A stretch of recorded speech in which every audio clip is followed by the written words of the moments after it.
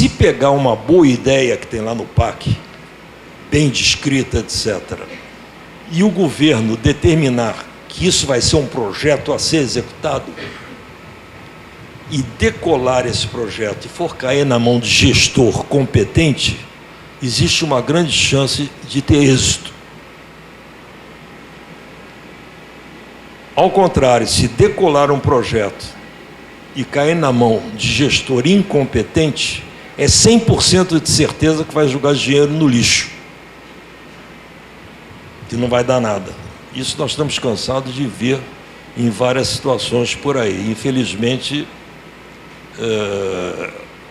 creio eu que seja a maioria das vezes. Eu quero deixar bem claro o seguinte: eu estou conversando com os senhores e senhoras sobre energia, não tem nada, eu faço questão de cortar, não tem nada a ver com questão partidária, esse partido, esse governo, não. Estou falando de governos do modo geral, nada de política partidária aqui.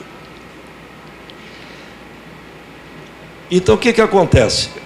Eu coloquei ali programas de Estado, programas de governo. O que quer dizer isso?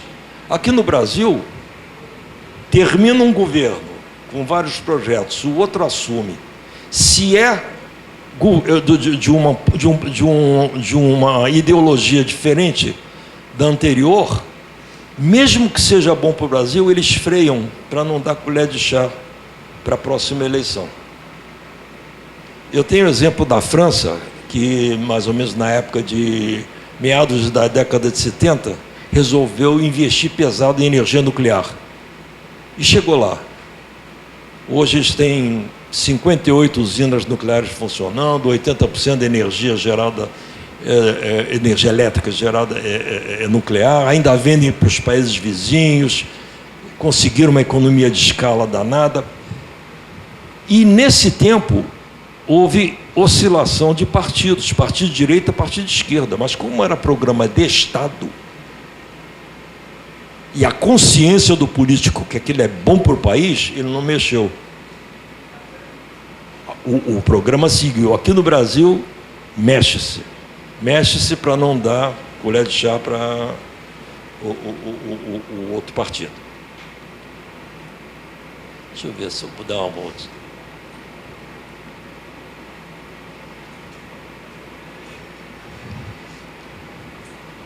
Bom, situação atual. Nós estamos vivendo um período de reversão de expectativas. Nós estávamos num caminho, digamos, de crescimento do país, etc. E, no momento, eu não vou entrar em detalhes, mas os senhores sabem, nós todos sabemos, na televisão, no rádio, etc., mensalão, petrolão, lava-jato, isso tudo causa um monte de indefinições. Nós estamos passando por um período de pé no freio numa quantidade muito grande de atividades e projetos. E a parte de energia também. Uma coisa que eu ia falar e esqueci. Eu fui passar para outro slide e esqueci. Sobre essa questão do planejamento, que a área de energia tem planejamento. Então, isso aparentemente é uma coisa muito boa, né? Só que existe uma impropriedade nisso. Eu tinha esquecido de dizer. Porque o certo é o país ter o planejamento. Ou seja, o país é o somatório do planejamento de todos os seus setores, digamos, dos ministérios.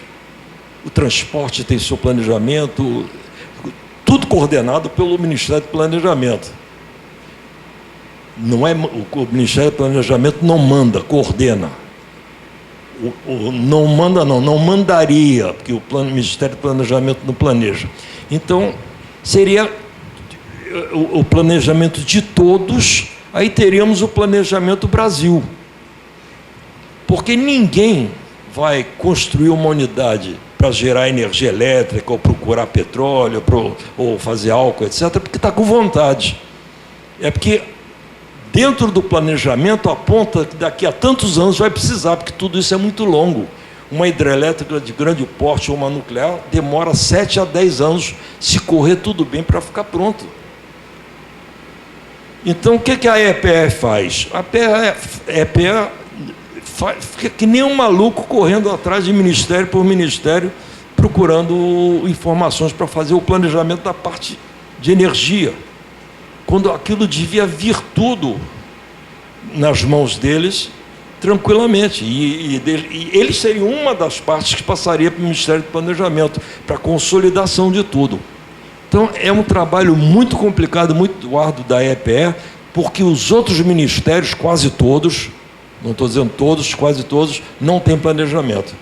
Então, é um planejamento capenga, não por culpa dos técnicos, mas por culpa do próprio país que não tem o seu.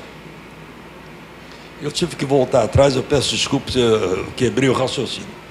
Então, reversão de expectativas, mensalão, petrolão, nós estamos passando uma fase difícil de indefinições, óbices internos e externos, econômicos e políticos, e uma observação aqui, paralela. Entre nações não há amizades, há apenas interesses.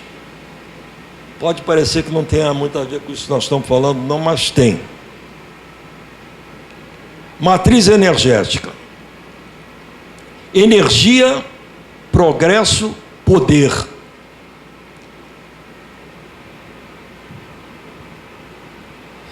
Vejam bem, aqui, 2014, aqui a matriz energética geral. Aqui envolve energia elétrica misturado com locomoção, misturado com indústria. Brasil e média do mundo. Então, petróleo, 39, 31, carvão Brasil 6, aqui o carvão mineral é quase 30, o gás 13, 21, como se usa muito mais urânio aqui, o nosso hidráulico é maior, pela própria característica do Brasil, né? Biomassa sólida. Essa biomassa sólida é madeira, bagaço de cana, todo esse tipo de material. Biomassa líquida, que é álcool, biodiesel, etc. Eólica e solar. Essa é a primeira palestra que eu estou fazendo em que eólica e solar já estão sendo destacadas isoladamente. Antigamente fazia parte de outros. Embora os números sejam pequenos, eles já estão tomando o seu lugar. E presta atenção aqui, na matriz energética global, o Brasil trabalha com quase 40% de renováveis, em relação ao mundo com 13,8%. Em termos de meio ambiente, o Brasil está numa situação muito melhor do que o resto do mundo. Agora, outra coisa que eu pediria uma atenção enorme. Aqui, no mundo, petróleo, carvão mineral e gás natural, se somar aqui, vai dar mais que 80%. Ou seja, hoje no mundo, a energia de qualquer tipo, ela depende mais que 80% de petróleo, carvão e gás. Não renováveis, fósseis e poluentes. E depois nós vamos ver quanto tempo vai durar isso. Agora, só a energia elétrica. A matriz do Brasil, a matriz do mundo, renováveis e não renováveis. Veja a hidráulica do Brasil e veja a hidráulica do mundo. Petróleo no Brasil, petróleo no mundo parecido, carvão no Brasil é 2,9, aqui é quase 40. Só para ter uma ideia, na China é 73. Gás natural, muito mais lá, urânio, muito mais lá, biomassa, eólica, solar. Na parte de energia elétrica, o Brasil, quase 75% de renováveis. E no mundo, 23,6%. Ou seja, não me venham, pessoal lá de fora de outros países, falar problema de questão falando do Brasil sobre efeito estufa, etc., por causa de energia. Se quiser, pode falar de queimadas, que isso é outro problema, aí isso tem razão. Mas de energia, não. Nós estamos com uma matriz que, em termos de meio ambiente, é muito boa. Fontes geradoras de energia. Nós vamos ver uma por uma agora, da seguinte forma: sob aspecto de reserva ou potencial, e procurar pontos positivo ou negativo. Tecnologia, ponto positivo ou negativo. Meio ambiente, ponto positivo ou negativo. Vamos começar pelo petróleo. O Brasil, até o início da década de 1970, importava cerca de 80% do petróleo que usava. O petróleo era farto, barato, $2 o barril, e a Petrobras, inclusive como estatal por ordem do governo, aplicava muito dinheiro em refinarias, petroquímica, etc., e pouca coisa em prospecção e pesquisa mineral. Nós temos no Brasil bacias sedimentares muito grandes, que indica a possibilidade de haver petróleo lá, onshore, na terra. Mas isso não significa se ele é economicamente explorável ou não. Então o Brasil nunca, até aquela época, não se preocupou com isso. Então, que ponto era? Era ponto negativo para o Brasil em termos de petróleo, de reservas, não? Em termos de reservas, era um ponto negativo. O Brasil tinha que importar petróleo. Tecnologia. Sempre a Petrobras foi muito boa. Meio ambiente a gente fala um pouquinho mais tarde. O que aconteceu em 1973? O primeiro choque do petróleo. O petróleo subiu de 2 para 12, naquele estalo. Estava em pleno governo Geisel, um governo desenvolvimentista, e isso atrapalhou totalmente o trabalho daquele governo, as previsões, os projetos daquele governo. Então, houve uma determinação: nós temos que aplicar recursos em prospecção e pesquisa mineral. Vamos ter que achar petróleo. E começaram a procurar petróleo, gastar dinheiro em procurar petróleo. E principalmente no mar. E até que encontraram Bacia de Campos, etc. Tal. Em 79, outro choque do petróleo, que piorou mais ainda a situação, que significou outro ponto negativo para o Brasil. Sobre meio ambiente, eu gostaria de dizer apenas o seguinte: o petróleo tem uma coisa curiosa para mim em termos de meio ambiente. De vez em quando, não é constante, acontecem grandes desastres, como teve em Cubatão, aquele navio Exxon Valdez, etc. Aquilo vem na mídia e sai da mídia de repente. Eu não sei se é a força das grandes empresas de petróleo que tira da mídia rapidamente, mas é o que costuma acontecer. Pois bem, então nós estávamos... E o Brasil foi aos poucos descobrindo novas reservas, começou a explorar, e chegou a um ponto de praticamente equilibrar o seu consumo com a sua produção de petróleo. Até que, 2007, surgiu o pré-sal. Ponto positivo. Agora eu gostaria de falar um pouquinho do mundo, só para fazer uma comparação. Nós vamos ver daqui a pouco, com números, que no mundo, quando a gente divide, a gente tem as reservas mundiais. Quando a gente divide pela produção média mundial, ou melhor, divide a produção média mundial pela reserva, nós encontramos que nós temos 52 anos, mais ou menos, de petróleo ainda pela frente. 50 e poucos anos de petróleo para a vida de uma pessoa é muita coisa. Como reserva do sangue que alimenta uma economia mundial, é uma catástrofe. E justamente aí o Brasil descobre a pressão. Então,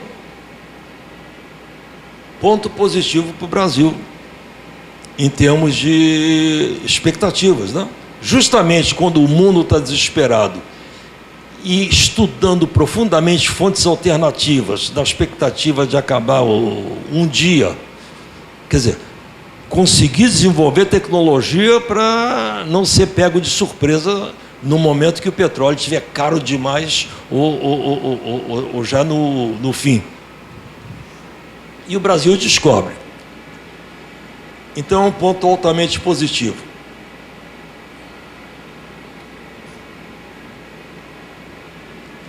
Aqui estão as reservas,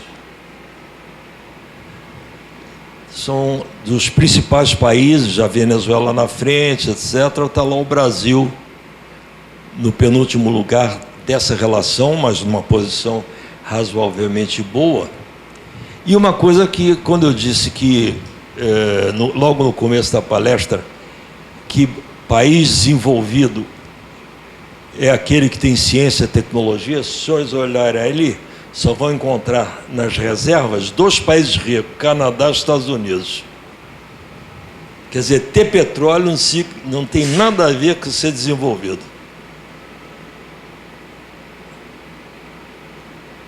Aí está a produção. Eu aponto aqui as reservas. 1 trilhão e 700 bilhões de barris. A produção e o consumo. Está aqui o Brasil, está aqui o Brasil na produção, está aqui o Brasil no consumo. Nesse ano ele até consumiu bastante. E aqui está aquela reserva dividida pela produção. A Venezuela tem 300 anos de petróleo, a Arábia Saudita 63, Estados Unidos tem 11 anos de petróleo. Petróleo, estou falando por enquanto só petróleo. O Brasil 18 anos e assim por diante. Mas a média mundial é 52 anos. Então, há que se desenvolver a tecnologia. Eles estão fazendo isso, não é de agora, para um dia ir substituindo gradativamente o petróleo. E o preço como aumentou também, né? Depois, sobre o preço ter baixado, nós vamos conversar também. Gás natural é muito parecido com o petróleo. Todo o raciocínio que eu falei é o mesmo. Poucas reservas, choque do petróleo, descobrir pré-sal. Só que o Brasil tem aquele gasoduto com a Bolívia, né? Que nos alimenta com a parte... E agora a grande expectativa é justamente é o pré-sal. No que se refere ao meio ambiente, dos fósseis não renováveis é o menos complicado, é o menos poluente. Está aqui as reservas. Eu vou deixar à disposição, eu não vou entrar no detalhe de cada número, senão a gente não sai daqui hoje. Então, eu vou deixar à disposição o PowerPoint, quem quiser pode pegar. Produção, consumo e aquela relação R/P, nós temos 54 anos de gás natural, estou falando. Gás natural. Isso é um problema sério. Quando eu disse que sobre as grandes alterações que vai haver em 50 anos, mais ou menos, na matriz energética, é por causa disso. Carvão mineral. Brasil. O Brasil, as reservas brasileiras não são desprezíveis, não. Só que o petróleo, o carvão é de má qualidade. Ele até serve para energia, mas não serve para a indústria. E é muito pouco usado no Brasil. Tecnologia o Brasil tem, meio ambiente é o pior de todos. Então é ponto negativo, porque o Brasil tem reserva, mas pouco usa. E em termos de meio ambiente, para o exterior seria um ponto positivo, porque o Brasil não queima carvão, né? Mas também economicamente não gera energia. As reservas, a produção, o consumo e aquela relação, 110 anos, ainda tem um século e pouco de carvão por aí. Xisto betuminoso, areias betuminosas e gás de xisto. O que é isso? Isso veio da... O negócio é o seguinte, essa novidade do xisto, de poucos anos para cá, é coisa velha dessa.